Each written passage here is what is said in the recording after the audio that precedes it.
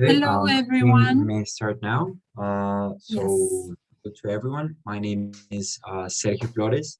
I'm working as a predoctoral research assistant in the University of Columbia University. Sorry, and the work that I'm going to present to you is a new version or the newest version of my paper that I presented as my master's thesis in economics at the Universidad de los Andes, which is called Money Matters, Global Banks, Facets, and Monetary Autonomy.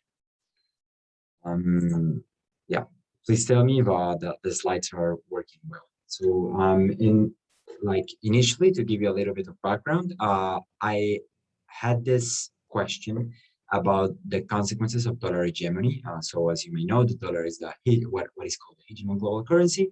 And basically, there are some works that have been done recently that actually tell that this hegemony causes a bunch of interesting things that happen in international finance. One of them is the existence of international spillovers of U.S. monetary policy, which is extensively registered in various papers, in various recent papers, as well as the fact that it appears that with hegemony of global currency, it appears that the tenets of the Mundelian trilemma no longer apply.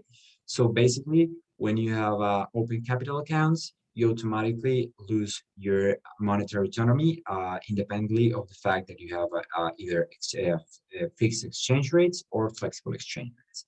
And in this case, my research questions in this sense would be to understand a little bit more what are the mechanisms that are behind all the things that I have just talked about. Basically, trying to understand a little bit the banking mechanism behind international spillovers of U.S. monetary policy. So my research question is how do global currency funding needs and risk aversion of global investors affect monetary policy transmission? So you basically may think that in all countries there are global investors who actually need to fund themselves in global currency and who are risk averse, and basically the conditions on global currency markets, on dollar markets, are going to affect their willingness to invest abroad, basically in non-hegemon countries. That's basically what I'm going to ask myself and to respond. So what does this work do? Basically, I develop a theoretical open economy model that depicts a novel monetary policy transmission channel that I call the safety appetite mechanism. I make a numerical simulation to draw general equilibrium results in open economy. And what are the results of this paper? Where basically we will have that monetary policy shocks will change the return that banks gain on risky or high yield assets, and this will force a risk recomposition of the bank's portfolio. And as bank portfolio changes, so do their investments. So do aggregate investments, production, and risk premiums in the economy. Um, like the main point that would underlie everything that will be talked about in this presentation would be the need of foreign loans to pay factors by firms. So basically, as firms need these foreign loans, all monetary policy shocks that affect the quantity of global loans that are given on an international level would make that global shocks or global monetary policy shocks transmit on an international level. What do we learn? We basically have a simple model that allows us to readdress conventional Mendelian tenets. So what are the contributions of this work? Basically, there's copious evidence of the existence of monetary policy spillovers and global currencies. So there are a lot of empirical papers that work on this area, but there's not still too much theoretical work. So I'm actually pointing towards this end. I also talk about the relation that exists between international finance dynamics, basically what is how does the international monetary system works, and also how does these underpinnings and these workings affect how do these workings relate with monetary policy effects or aggregate risks. And in this sense, I talk to the literature that speaks on the relation between monetary policy and risk premiums, and in particular to that literature that talks about the relation between monetary policy and the exorbitant privilege, which is actually the premium that the the monopolistic global asset issuer gets by the issuance of its debt. Um, I also talked to some other literature that has characterized the existence of a safety trap in the market for global safe assets. So basically, this literature says that there's a lack of sufficient global safe assets, and basically this can change the nature of monetary policy transmission mechanisms. And finally, there are also policy recommendations. Basically, the one that says that there may be gains of monetary policy cooperation, contrary to the traditionally held view on the matter that says that that monetary policy cooperation may not be good but bad for different countries. There's a bunch of literature that we can discuss after the presentation if you want, but I won't stop here too much, and then we can start talking about the model. So here you will have basically like what are the main components of this model and of this paper. We will have a local open economy, which would be characterized basically by one unique firm that would be located in the local economy. And that firm would need bank lending to finance its production. And we will have the main component of the model, that is the fact that global banks will lend for capital and local banks will lend for labor. And in this sense, we will also introduce one of the main suppositions of the model, and is that global and local loan markets are segmented. So basically, there's no way in which firms can actually finance capital with local banks, nor that firms can finance labor with global banks. And there's a question that may arise at this point, and is so does this supposition make sense? So there's new evidence that says that there are actually some differences in banks' abilities, I mean, like between global banks and local banks' abilities to solve information problems at the local level or at the international or global level. And this fact may underlie some rigidities that may be behind this that may be the fact that underpins the fact that global and local loan markets are segmented. One of the other key suppositions of the model will be that monetary policy controls banks' funding spreads, in particular commercial banks' funding spreads. And again, we can talk a little bit more about this in a second. If you think that this supposition does not work very well for you, let me explain a little bit further the model, and then we can talk about it. Finally, in order for us to have a common language, we should know that all subscripts H will denote local or home agents, while all subscript F will denote global or foreign agents. And in this moment, I think that before going to all the burdensome equations, I would try to show you the model with this little and super summarized figure. So please try to follow me here, then we can discuss the equations, but I think that this is the most important part for the moment. So basically, the model will be composed by the banks, where the people that you are looking at the slides right now. In the right-hand side of the slides, we will have all the foreign or international agents, while in the left-hand side, we'll have all the local agents. So this guy that you are looking here with a bag of money and the mustache are the investors of each bank, each one on the local and the global. And each of these investors is going to put some equity in the bank. But we'll look at that in a second. So basically, these banks will have three different sources of funding. These banks can, as I already told you, can fund themselves through their owners that will give equity to the bank, but they can also fund themselves through household deposits or through wholesale funding, which, for reasons of simplicity, you can just think as of direct funding by the central bank. So the key here is that in order for these banks to ask either for deposits or for wholesale funding, they will need to have equity. So there will be an equity binding restriction that will necessarily ask bankers, or these guys with the mustache, to put some equity within the bank in order for the bank to ask for the other types of funding.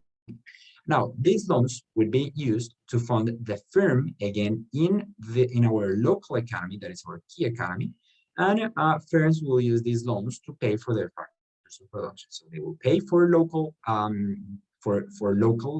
labor in form of wages, and they will also pay for capital. But in this model, I will not model the behavior of capital suppliers. I would just like suppose that it would be like some kind of exogenous flow to some capital. So what happens here? So basically, these loans that banks are giving to the firm are risky, and as they are risky, banks, being risk averse, they are going to buy safe assets to some agent, and that agent is going to be a foreign government and a local government. So basically, you can think that commercial banks in the local economy would have like they would think that local government debt is enough to be safe, is sufficiently safe. Well, for commercial banks in the international sphere, they would certainly prefer the hegemon treasuries debt, as they actually trade with international money. So the main safe asset that they actually use is the hegemon treasuries debt. And this omega variable that you see here is denoting just the random shock that these commercial banks would suffer. And we can just like see in a second where this shock will affect banks. Finally, we have central banks, and like the way in which central banks would affect all this equation is basically they will set the costs for global for wholesale funding. The local central bank will set the cost for local wholesale funding. In this picture, you see the Canadian dollar image, which is not an international currency. Well, the hegemon central bank will set the funding costs for those global banks that want to fund themselves in the international currency. Here you see the mighty dollar, the powerful currency in the world, and yeah, basically by setting this funding costs, the central banks will be able to affect commercial banks' portfolio allocation between the purchases of safe hegemon debt over here or between the decision to create loans. And in that way, this banks or the central banks will affect the total economy. Well, so yeah, having characterized all these beautiful pictures, now we are going to talk about the burdensome equations. I will only talk about the most important agents, which are the global bankers and the foreign government. So starting with the global bankers, we can see the problem that this agent solves right there, where this agent is going to gain utility on the expectation of its consumption and gain negative utility on the variance of that consumption. Equation one is just the portfolio restriction of this agent, where this omega, which is equal to the total wealth of the banker. I repeat, the banker is this guy, is the guy who has the money and is actually deciding how to invest its funds. So he will actually decide how much of his wealth omega he would invest either in risky assets SF or in safe assets BF. Let me repeat that. So this guy will decide how much of its total wealth omega would invest in risky equity for the bank, which is denoted by SF, and also in purchases of foreign government debt, which is denoted by BF. The second equation is just the value of consumption for this investor in the second period, which should equal the total revenue that this investor gets from his bank, which is just this PF, which is a function of SF. So intuitively, as this banker puts more money within bank equity, the bank can create more loans, and as more loans are created, he will get higher returns or higher profits from its bank. But this guy also gains profits or returns from its investments on safe assets, on safe government debt purchases. The only fact would be that that obviously, as these are safe debts, these return values will be smaller than the returns that they get from the bank. And finally, this is the loss in equity in the case that the random shock applies. normalized. So basically, this is just a Bernoulli distributed random variable that would assume the value, or that would take values of 1 and 0. And in the case of that it assumes the value of 1, this investor would lose delta percent of the initial equity that he invested in the bank. We resolve this problem, and we get equation 3, which is the basic portfolio allocation FOC of the whole model, where the left-hand side of this equation, is just telling me the marginal utility that the bankers get from investing in risky assets SF, and it's just equal to the marginal profits that they get when they invest 1 extra unit of risky equity to the banks. Well, the right-hand side of equation 3 is the marginal cost that these agents get from investing in risky equity. And just think that this marginal cost would be equal to the returns that they are not receiving because they are investing in risky assets instead of safe assets. So this RF is just a return rate for safe assets. This theta delta is just expected value of the loss in equity. So as I told you, equity is risky, and there's this omega that is going to define if the bankers are going to lose part of their equity in period 2. So basically, this is the expected value of this loss in equity. And this last part is just the increase in the variability of consumption that will be associated with increases of holdings of risky bank equity. As I told you, this agent does not like to have a higher variance of his consumption. So intuitively, as he raises his holdings of risky equity and its variance increases, this would also generate an increase in its marginal cost of holding risky equity. This is just the variance of a traditional Bernoulli variable, which is just theta times 1 minus theta for a Bernoulli variable that has parameter theta.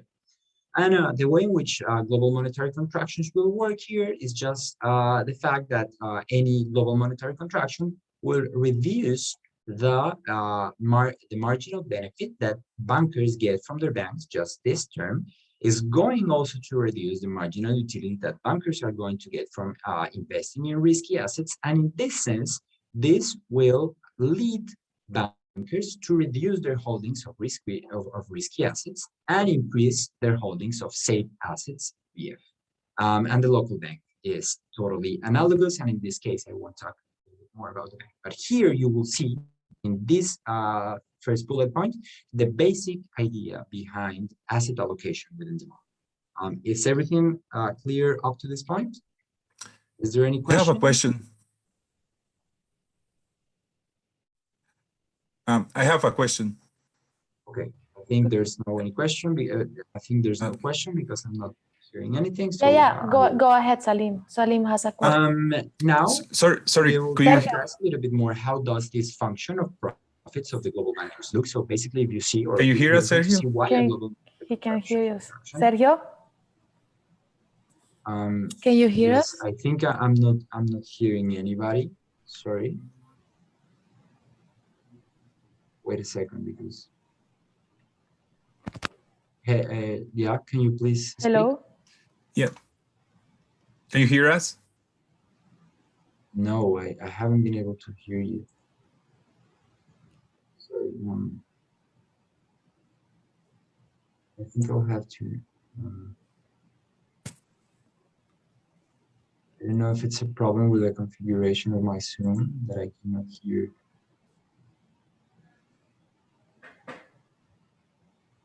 Wait a second.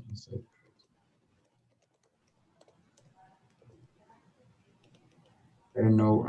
I can't hear. I can't hear anything at this point. Yeah. Can you hear us now? Can you hear us? I don't know if you may please. Oh,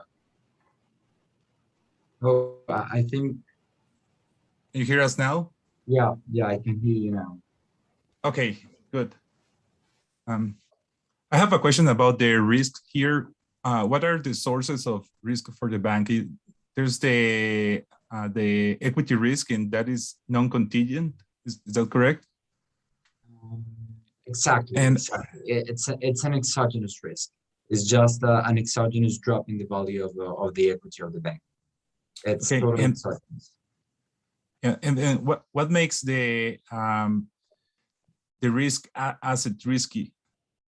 I'm just supposing that it's risky. I mean, like, there's copious works that actually talk about. I mean, like, I think it's kind of a normal supposition to assess that you can have risky assets that are kind of more risky for any reason than the government debt. So I'm not microfounding the fact that this debt is risky. I mean, what is the distribution of returns for the risky assets?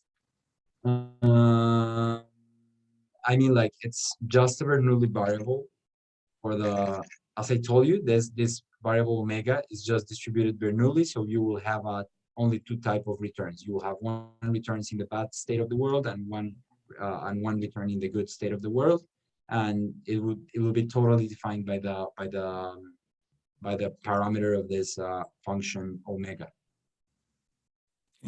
And what is the expected value of B? Or sorry, R? Sorry, where? In equation 2. In equation 2, this R? Yes. This R is safe. It doesn't vary because it's the government debt rate of return. Oh, sorry, that is the, okay. So this is safe, which is actually varying is not even the profits of the bank. It's only kind of a simplification because the profits of the bank will be always equal. But what will be varying, just for the purpose of the mathematical issues of the model, would be this this part over here. That is just like that is like a term that would finally be affecting consumption. But nor this price, because this price, as I told you, this asset is safe, nor the profits of the bank would be changing as a result of the random check. Does that make sense? Yes. So the omega risk is associated with pi. Is that correct? No, it is not. Okay. Omega is just affecting this term over here. Pi is just another different thing. It's just like the quantity of revenues that the bank is getting, which is not it's not being affected by pi. Okay, and sorry for asking this again. So pi, is that risky? So is that a no, pi is not risky. There's no, so yeah, I think I confused the terms when I was telling you a little bit before. So what I was trying to tell you is that you will have two levels of consumption, one that is in the good state of the world, one that you have in the bad state of the world, but this pi is not risky. Sorry, this pi is not going to be, this pi is not going to be risky. This value over here is not going to be risky. Okay. Yeah, I'm a little confused about what makes the where's the risk coming. So like how the decision of the bank to put more money in the safe asset or the risky assets is affected by the risk. I'm just supposing that there exists a risky asset. So okay. I mean, like, the purpose of the model is not to discuss or to microfound the sources of the riskiness of some assets, but how the decision of investment of the bank and how their portfolio decision between risky and safe assets actually finishes affecting the economy as a whole, and a phenomena that has been called exorbitant privilege that has to do with the risk premium of hegemonic government debt issuers, basically. So you're totally right in the fact that I'm not microfounding the source of the riskiness. No, that's fine. Thank you. Oh, the other thing is there default on loans? No. Okay. No, there's not. Thanks. Okay. Thank you for the question. So, as I told you, local bank would be totally analogous. And here, I just want to show you why those monetary contractions affect the profits of the bank, and like what are the mechanisms that underlie this portfolio choose. So basically, you can think this C as the spread that there exists between the cost of deposits for banks and the cost of wholesale fundings. So one can normally assume that there exists a difference between these two sources of funding for banks. And what I am assuming is that this spread, the difference in the price between wholesale funding, that is just this price for here, and the cost of deposits is directly determined by central banks. Please, if somebody does not feel comfortable with that supposition, let me know, and we can talk a little bit about more about this at the end of the presentation. But yeah, so the central bank is going to control this spread, and a contraction would mean that this spread is reduced, so that the wholesale funds become more expensive. The price becomes more similar to the deposit costs. And this will raise the cost of wholesale funding. So you may see if I reduce this, this C, what will happen is that this whole term will increase. What will oh, sorry, I just forgot that I haven't explained you equation 4, which is just like the balance sheet equation of the bank. So which are traded at a rate of return, at the rate of return of the loans. This is that the bank has to do in terms of deposits to pay the depositors that lend him money, but also the wholesale funding that this bank is asking for to the central bank. As I told you, as you reduce this spread, what will happen is that the expenses related to profits that the bank gets from the bank, that the investor gets from the bank, will decrease and will entail all what is told in the previous slide. So in equilibrium, what we will have is that all these quantity variables, loans, deposits, and wholesale funding will be binded to equity for a bunch of interesting reasons, but I mean, like there's capital requirements and all this kind of thing that bind these variables to equity. And in equilibrium, what we will have is that as soon as the central bank reduces the spread and raises the cost of wholesale funding, the profits that the bank gets, that the banker or the investor gets from the bank will be reduced. This will generate bankers to reduce their holdings of risky bank equity, and this will reduce foreign loans, as can be seen in equation 5, which is showing you the equilibrium equation of foreign loans. As soon as I reduce my equity holdings, due to the fact that loans, like this is intuitive, due to the fact that loans are binded to the equity that capitals that bankers have due to capital requirements, this will make loans to drop. And the local bank is totally analogous. Now we'll pass to our second interesting agent, which is the foreign government, which would be basically a government that just want to issue debt, to sell their debt as safe asset to the bankers, and they will use that debt to fund a fixed productivity or a fixed productivity technology. They will take all the debt that they get from debt markets, and they will invest it in a public technology that will have returns equal to gamma, and the consumption of these agents would just be the quantity of production, of public production, that they get from investing all the debt in this technology, less the quantity of payments that they have to pay to the bankers, as the bankers actually lend the debt to them. And as you may see in equation 6, this price of global banker of hegemon government debt will depend on the quantity the debt that the hegemon government want to issue.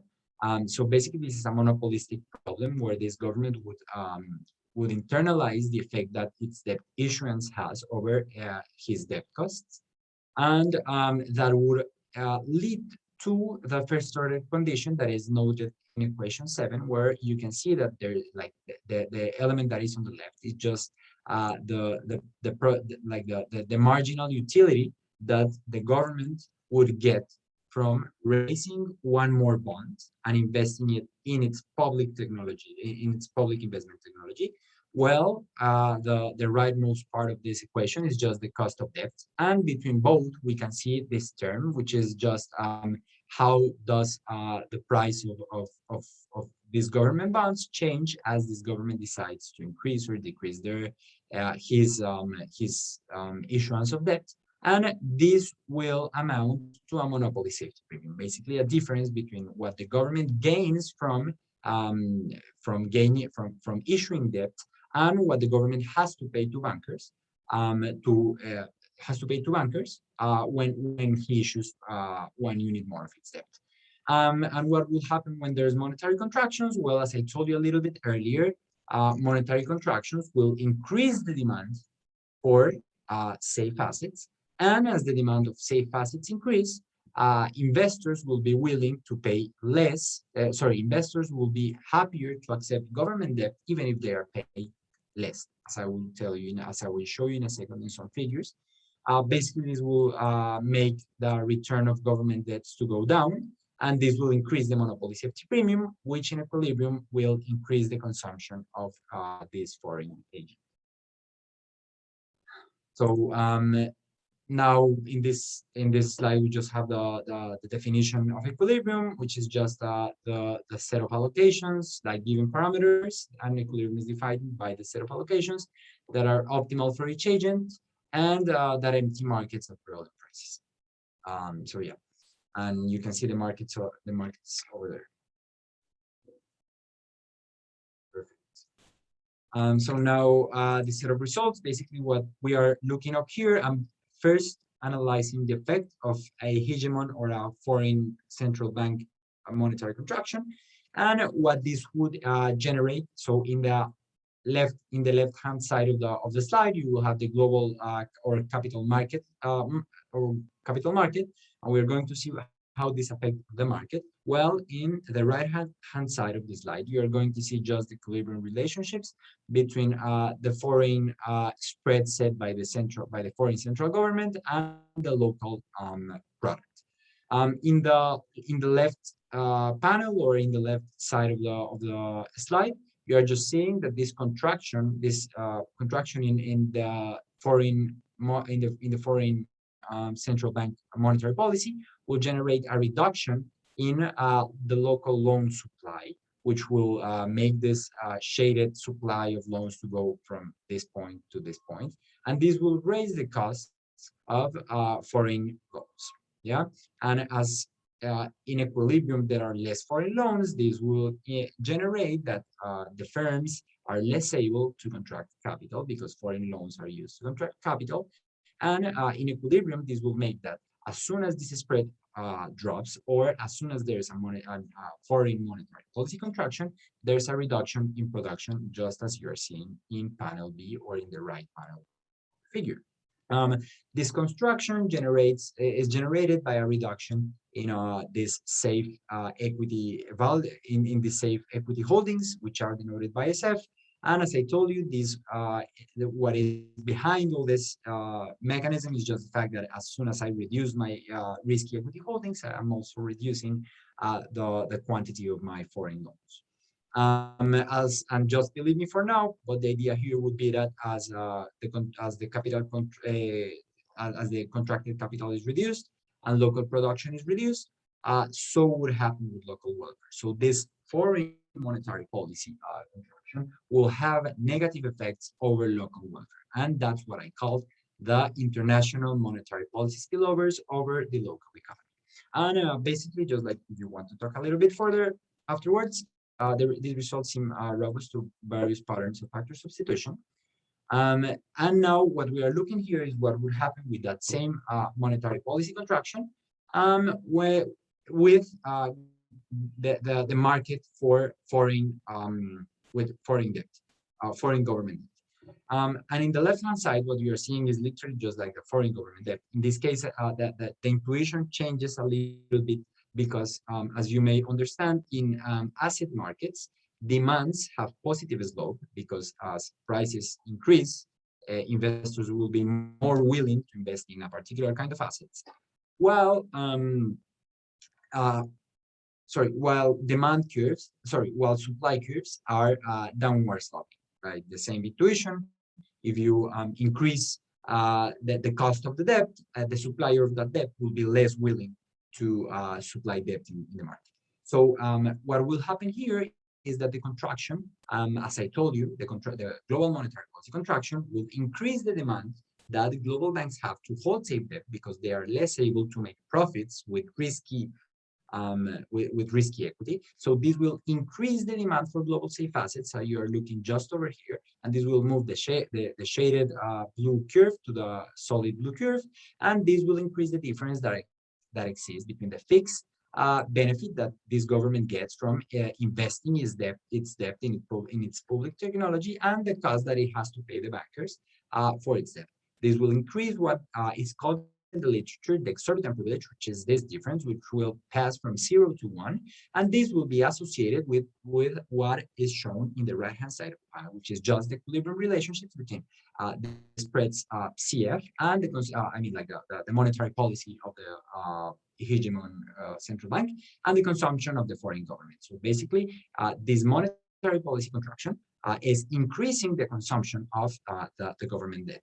Intuitively, if there's a international monetary policy contraction that make banks less willing to invest in risky assets and more willing to fund the foreign government issuance, that government will actually get a bigger spread, a bigger premium, and he will be able to consume more.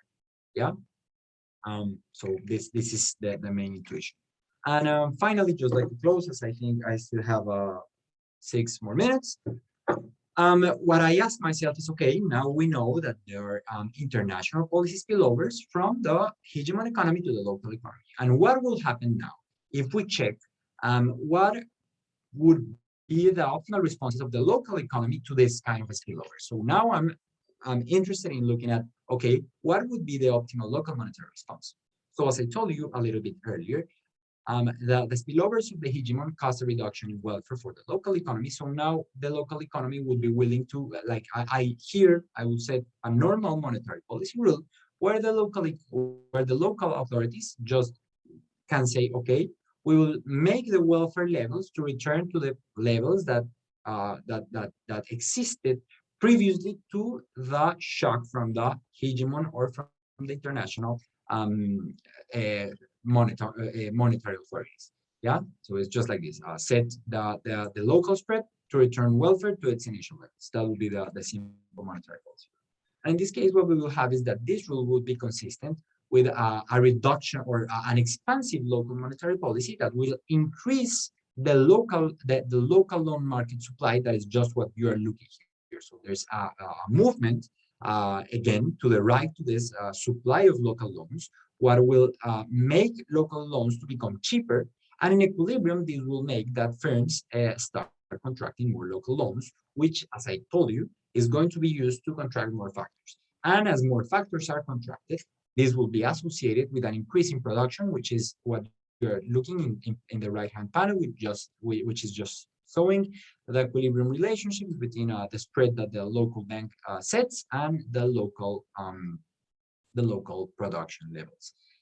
Finally, just like in order for you to believe me, this is an important part of the paper. If you want to look at it, as local loans rise intuitively, so does local aggregate risks, because the local banks are holding more risky equity. So this, if loans are increasing, the variability of the consumption in the local economy will also increase. And this is actually one of the interesting results of my paper, and is the fact that there exists also a trade-off between increasing production and trying to reduce consumption volatility, which has been highlighted by a bunch of papers after the financial crisis.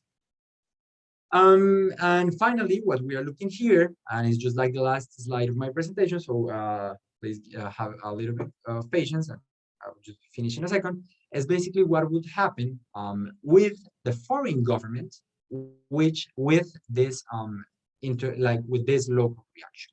So in this model, we are basically supposing that there are only two economies or two authorities somehow. So the traded quantities are sufficiently large for one economy to affect the other. Yeah.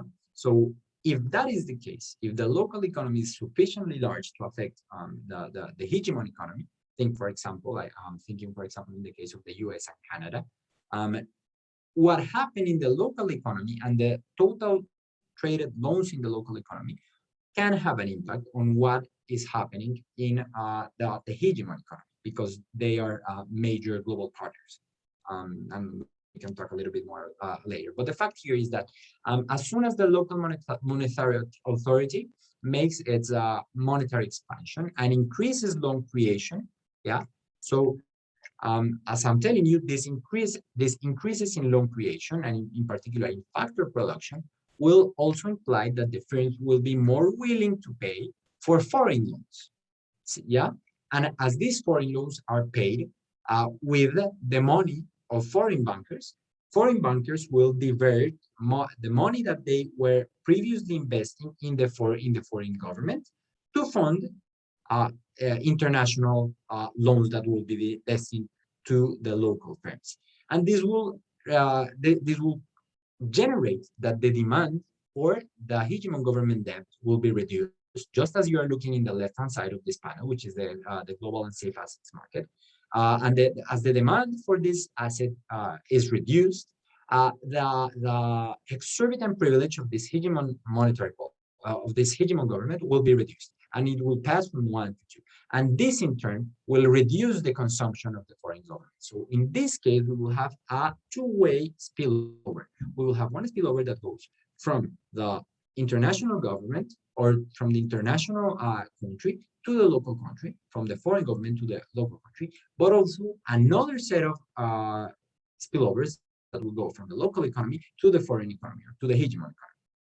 Yeah. Finally, the conclusions. What we are looking here is that. Sorry, yeah? can you repeat again the spillover mechanism? Sorry? Could you repeat again, explain again the spillover mechanism? Sure. So the idea would be that there's an expansive monetary policy from the local authorities. Yeah. So this expansive monetary policy would be used to fund will be used to fund the payments that go to the local factor that will be labor. But as factors are complementary, as labor demand increases because loans to pay for that factor for labor is cheaper, as labor demand increases, this will also increase the demand for capital, which is actually funded through global loans. Do you follow me there? And as the demand, as I told you before, so as the demand for global loans increases, the counterpart of this is that the demand, as I told you, so you have two sides: the demand for foreign, for the demand for international loans, and the demand for government debt. If you are using, if the foreign or if the global banks are using more of their funds to fund the capital market, the private capital market, they will have less funds to invest in the foreign government debt. And that's exactly what we are looking here. As the foreign bankers, the global bankers, are now more willing to divert their funds to fund or to invest in the creation of capital, yeah, in form of international loans, they will be less willing to take foreign government debt, because for them it's better to invest in higher yielding loans. Does that make sense? Yes, I have a follow-up question. So you said that there's a spillover mechanism from the home economy to a foreign economy. So you're assuming that you have two large economies that can affect each other. I mean, like, I think, yeah, I think you can think of this as two large economies.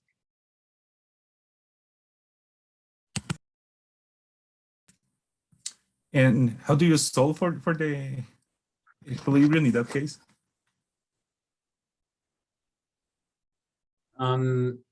So I think I did not understand your question, because so you model both. In that case, you model both, and you just like find equilibrium for quantities and prices. Or is there something that I'm missing? No, I'm just asking, like, since both economies can affect each other, Okay. so the way that they take, and you have central banks making decisions here, so their decisions affects what happens in your country, and therefore it affects what happens in their country. Again, so do they take into account that effect?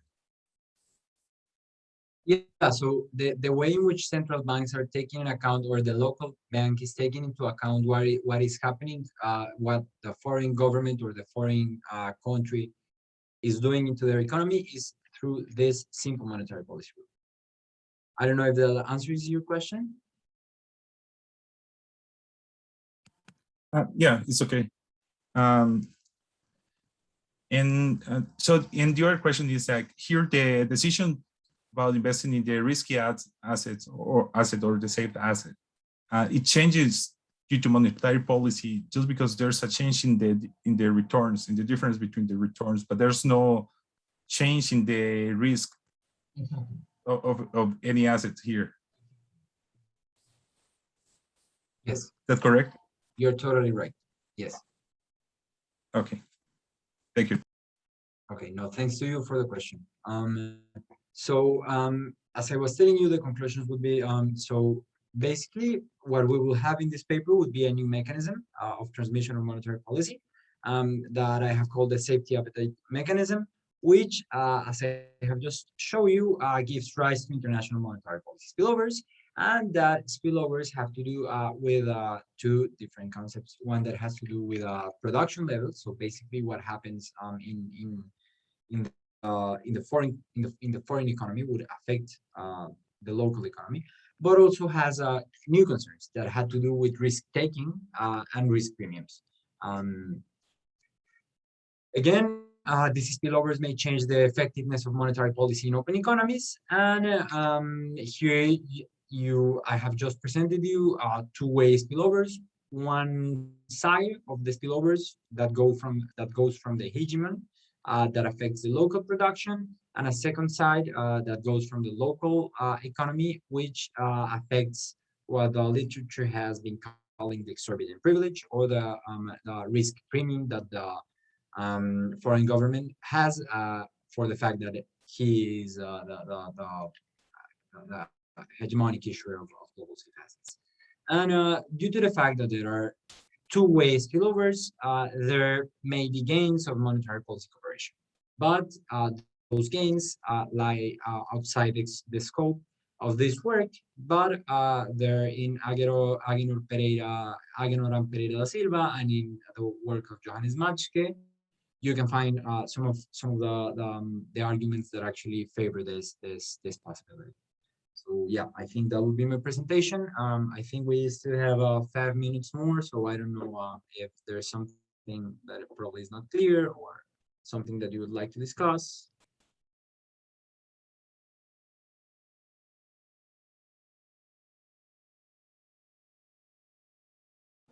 Thank you very much, Sergio. Does anyone has a question?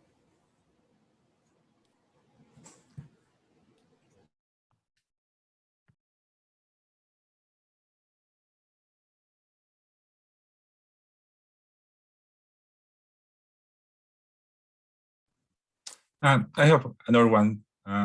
Just curious, have you put some there to see how it works? Have you put some numbers in the model to see to see how it works or try to replicate certain monetary exercises? Okay. So this is a theoretical model. So I haven't taken it to the data, and also because so this kind of exorbitant privilege kind of new models are that they haven't been adapted in order to be estimated. So the majority of the works that have been done on that area have been theoretical. So because it's difficult to try to adapt, for example, I don't know, a DSG or something like that to study these topics, or at this point nobody has done it. So I have not taken this like to real data. I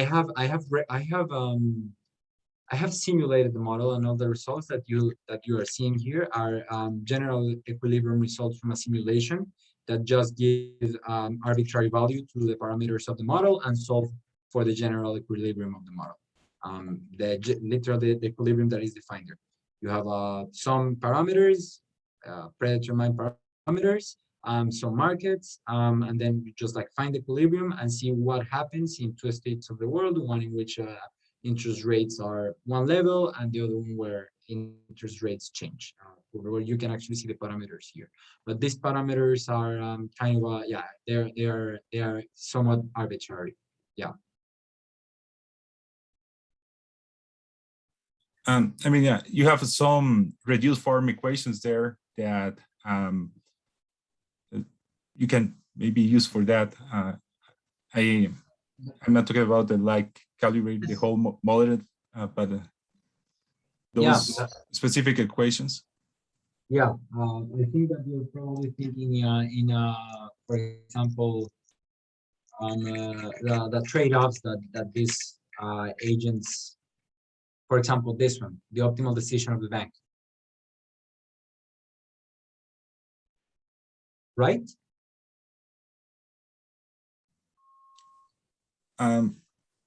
Yeah, probably.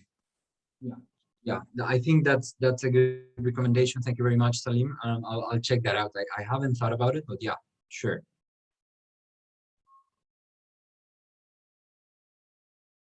Thank you very much, Salim. Does anyone else have a question? No. Okay, thank you very much, Sergio, for coming today to this seminar. It was a very nice presentation. I personally learned a lot. And so if anyone has any question to Sergio, you can just address it to us or to him directly. For in 2 weeks, we will have Anderson Tami presenting College Undermatch in Colombia, Economic, Social, and Regional Gaps. Until then, stay safe and have a nice week. Bye. Bye to everyone, and thank you very much for the space. Bye.